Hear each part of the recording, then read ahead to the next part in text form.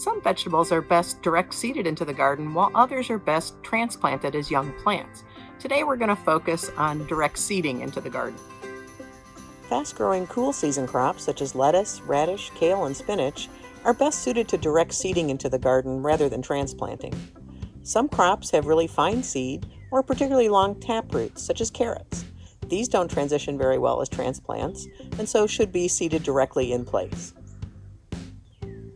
Sweet corn and green beans are also usually direct seeded into the garden, but these are warm season crops, so you need to wait for warmer soil and air temperatures after the danger of frost is past.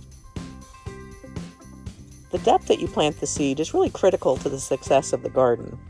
The seed packet gives information on what that planting depth should be, as well as the spacing between the plants within the row and between the rows. When you're ready to plant, make a shallow furrow to plant your seed. Drop the seed in, cover the seed with soil, or if you have really heavy compacted soil, you might consider using a porous product such as potting soil, finished compost, or a fine grind of vermiculite to cover the seed. That will prevent the soil from forming a crust over the seeds. Water gently to moisten the soil and to ensure good seed-to-soil contact. With smaller seeds in good growing conditions, you may find that you need to thin out seedlings to give the remaining plants room to grow. The younger the plants, the easier it will be to pull the excess seedlings.